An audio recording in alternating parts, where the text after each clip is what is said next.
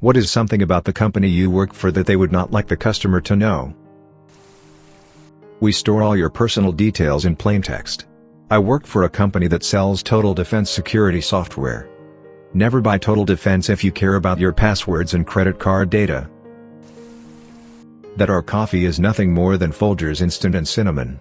When people ask about the coffee because it ends up tasting pretty damn good, we tell them that we brew it fresh and that we use very expensive coffee beans. It's one ducked up world we live in, isn't it?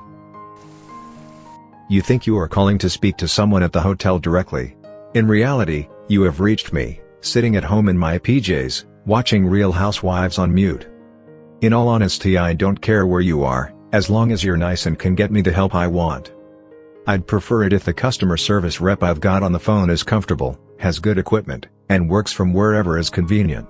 Seems like the only benefits of keeping call center people in one physical location is that it's easier for IT to maintain the computers and phones.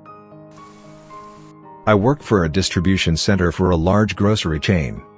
Always wash your food, especially your fruit and vegetables. I like to keep my immune system strong. I work in the development, fundraising, office at an Ivy League university. Everyone assumes that family money has something to do with admissions at institutions like these, but I didn't realize the extent until I started working here.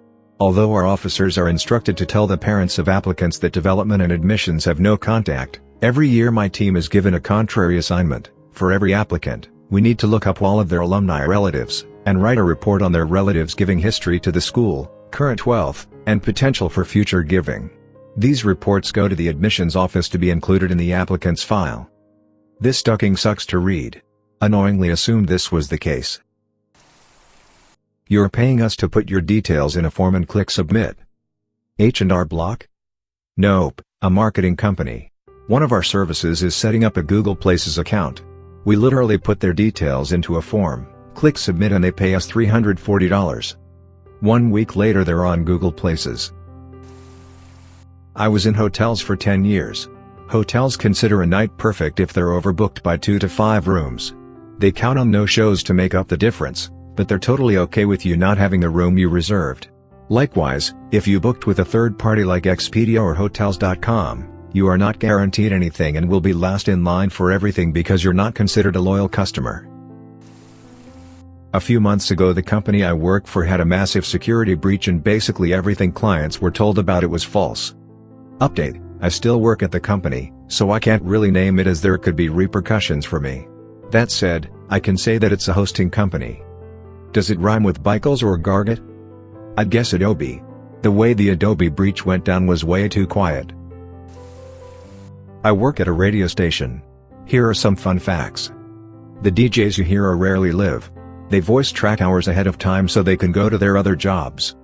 Unless you're an enormously popular DJ, you'll barely make enough money to feed yourself, hence the other jobs. A lot of the voice tracks you hear are likely from other markets.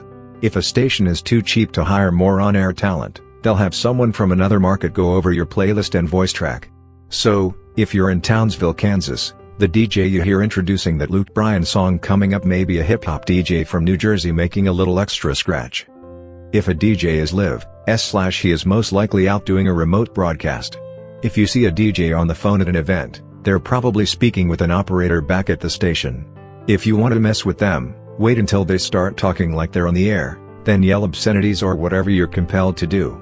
Even if they have a delay back in the studio, chances are the board op is an intern who's not paying enough attention to black you out in time. When a DJ says the next track is by request, they're lying 99% of the time. We just make up names to make it sound like we're engaged with the audience. The request line is often just put on hold so that callers think we're being slammed with calls and not just ignoring them. Every market I've worked in has done this. Every market. The playlist for the day is determined at the national level and then distributed to every market. And yes, it's the same 24 songs you're tired of hearing all day just shuffled up. Even locally owned, private stations use national music services to do this for them. Oh boy, could I go on. I used to work for a dish installing company for DirecTV. DirecTV would knowingly overbook appointments by the thousands of people that were just signing up and needed an installation. They would get your money, guarantee you the NFL ticket or whatever, and then give you a date that was next week, knowing that the reality of the situation was no tech was coming for at least a month or two. Source: it was my job to call and reschedule the appointment. That we don't recycle, even though we use recycling bins. My old job occasionally involved us working in a concession stand. One time my boss came running downstairs and said, "Guys, put the hot dog machine in the laundry room. The health inspector is here. We only sell pop and candy." He gave us all an extra $20 from the cash box that day. I love that job. Why does a concession stand need a laundry room? To launder all the cash they made selling illegal hot dogs. We've held contests no one wins. Haha. Business. We keep all the card details from our customers even though we say we don't and aren't actually allowed to. I used to work at a 4-star hotel. Every guest's credit card info was stored in plain text in our database with their full name, home address, email and a CC's security code. Any employee who had access to either the office or reception computer could copy it down. It would have been easy as hell to copy down all this info, quit, wait a few months and engage in some serious CC fraud.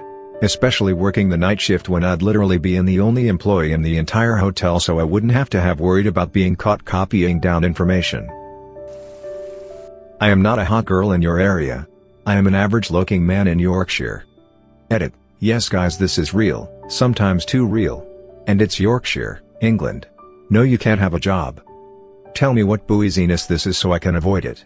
Not the company, just the service provided. One of those steakhouses with the peanuts. Our steaks are of a lower quality grade than the ones you get at the grocery store. One time I went into McDonald's to get some food. I pay for my order and I waited there for like 10 minutes and nothing.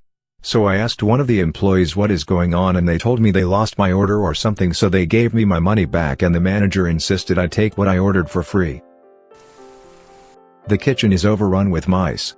Also the floor is rotten. UK chain restaurant, apparently seen as upmarket.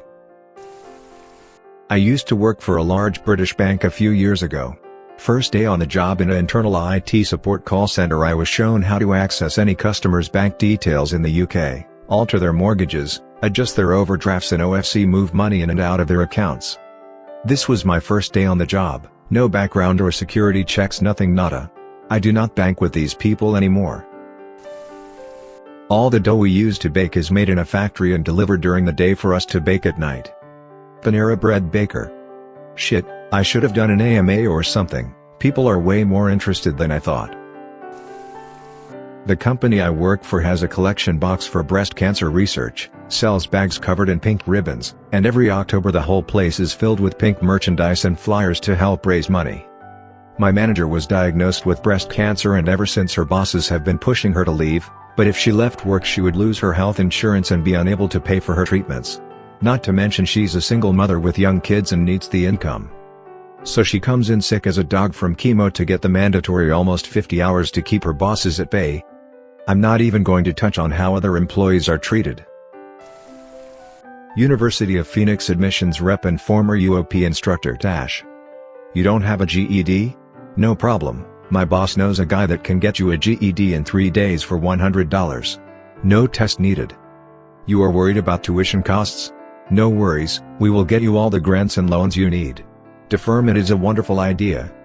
You need cash now? No problem. I can make it so you can a few extra $1,000 from your student aid by misrepresenting your income, dependents, and ethnicity. Scared that college will be hard and time-consuming? Nope, for $100/class, I can give you an email address to someone who will log in as you, post discussions, do your assignments, with a minimum of a B grade. Failing a class and scared about getting expelled? Tell the dean of the school that your instructor told an off-color joke about racism, sexism, or rape. Automatic A. Concerned about finding a job after graduation? No problem, we have several outbound call centers that cannot wait to hire you so you can call people to collect money from them. Don't want to work at a call center? As I have been told by dozens and dozens of recruiters, if you mention that you have a degree from any for-profit school, UOP, Kaplan, DeVry, etc., your resume gets thrown away. Think the government will shut us down? Ha! University of Phoenix spends millions of dollars to lobby senators and representatives to not look our way, instead shut down the smaller colleges. Corinthian is the latest victim. The amount of money I see wasted here is astounding. There's a place called the Rapat Yard where they shred/incinerate everything in an effort to reduce US presence in Afghanistan. It doesn't matter how expensive or reusable it was, just destroy it so we don't have to worry about sending it home or finding someone to sell it to. MRAPs, for example, cost about $500,000 for a vanilla truck. There is an endless field of them on Bagram waiting to be shredded and sold for scrap. They weigh in at about 30,000 pounds and are sold for 93 cents/pound. Call it $30,000 of scrap metal, even though it's probably a lot less. I guess the customers are taxpayers. Edit. From my understanding, most of it is being bought locally and then resold to China. I can't find any corroborating sources, but that's just what I've heard through the Rapat grapevine. Also, shipping them all home would be my second to last option. I would sooner sell them to other governments at a discount. I made this argument to a lady I met doing cost analysis here, and her response was we wouldn't want to give our tactical advantages to other countries, which is an argument I've heard several times. The thing is, MRAPs are designed to be counter-eyed. We don't fight with those tactics, so what do we care if other governments have MRAP-type capabilities? In a conflict, it doesn't much matter if it's an MRAP or a bicycle. If we hit it with a SMOA, it's not driving anymore. We find weapons and drugs all the time and are encouraged to just dispose and ignore and not report it. Edit. Sorry bro, I'm actually at work right now so I can only post so often. I'm a high school custodian. It's one of those swanky upper class sort of schools, so we're pretty much actively encouraged to ignore stuff like that. /u/CG Razor should work on their post history search game. There's a post from yesterday that literally says I dropped out of college and I'm a janitor lol. Edit 2.0. ITT. People who don't see any risk in taking and using drugs that came from unknown sources. I can smell the imminent Darwin Awards from here. I work at a popular coffee/donut chain in Canada called Tim Hortons. Almost everything we serve in the restaurant comes from frozen. Soups, chili, donuts, muffins, chicken, steak, buns, croissants, and danishes. There is much more, trust me. I just find it ironic that the place that prides itself in their always fresh motto is anything but. Don't worry. We all know. And as long as you don't run out of Boston creme donuts, we're cool with it. The markups on products tend to exceed 2000%. Edit. IT company. Double edit, not monster cables. This is true for amplifiers, like for electric guitars. They are very cheap to manufacture and sell for hundreds of dollars. Even when they have a huge 50% blowout sale, they are still making good profit. Used to for a very expensive car brand, $300K, and nearly every car had defects that were fixed with marker pen, masking tape, cheap glue, etc. I'm from a third world country. One of the biggest computer software/hardware companies in the world outsource most of their services to us. Now this major computer software company has an email service. If you forgot your password, or someone has hacked into your account, then it is our job to get you a new password or return the control of your account back to you. So, you fill up a form with identifying details, full name, birthday, at least 5 contacts, subjects of your recent emails, etc., so we can determine if you really are the owner of that account. We cross-check the details that you've provided us with those in your account. How do we do this? Well, we have 100% access to your account. We can read every single email. We can see your contacts, your pictures, and everything. This software company doesn't have any method to prevent us, they're outsourced agents, from reading other people's emails. They basically told us, hey, don't read clients' emails. You'll get a reprimand if you do. Even if I don't have a ticket on my queue, I can easily open the emails of anyone I know who uses this email service, as long as I know their username. The same goes for this company's cloud service. We can also open any files that you store in their cloud, even if you set them on private. I can blackmail a lot of people if I want to. But I won't do that, because I'm a good person. TLDR, some dude from a third world country is reading your emails right now. Used to work at the Levi's flagship store in San Francisco. We had a pair of the oldest known Levi's in existence framed on the wall in the boutique, and every now and then some out-of-towner would come in boasting about how rich they were and how Levi's represents the American dream, yada yada, and demand the rarest thing in the store as a memento. We were told to direct them to the torn-up old jeans on the wall, and tell them they were from the 1880s and had been found in a barn in the early 20th century. They would then fork out $1,500 or so and be on their way with their ducked-up jeans, and we would replace them with another copy from the storeroom. Now that I think of it, Levi's would probably like people to know about this, what with all the assimilated working-class propaganda they use to sell their pants. Distraction from the more evil shit. Unfortunately, I haven't been to a sweatshop, so those stories will have to be left to someone else. My father works for an excavating company. They find human remains a couple times a year, and if they're not somewhat fresh, 10 years, they just bury them back in the ground. The government will delay the project for months, sometimes costing employees their wages and companies millions in delays, so everyone just pretends they didn't see it. If you bother us long enough, you get free shit. Edit, it's definitely a retail store. Sorry I can't tell you guys.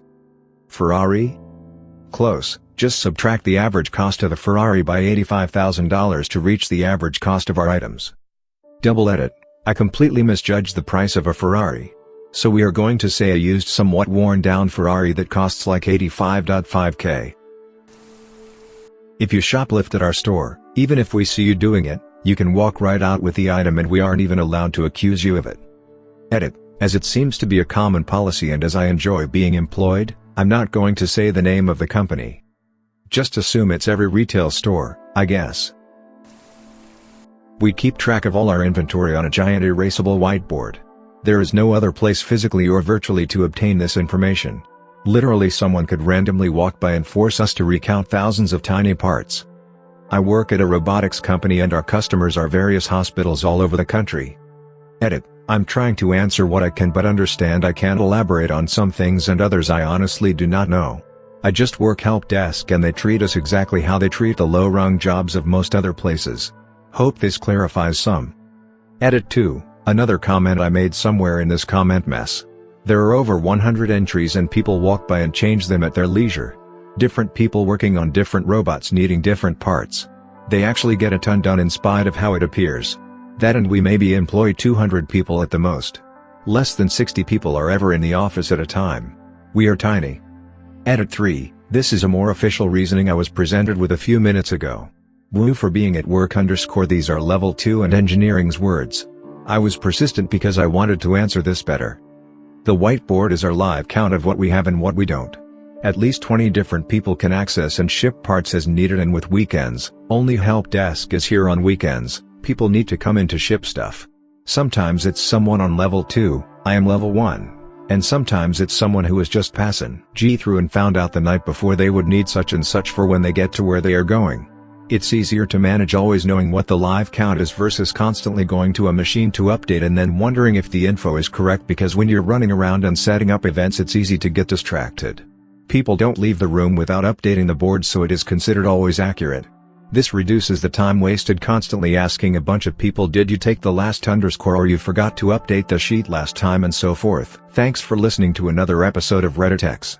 Subscribe and activate the notification bell so you won't miss any stories.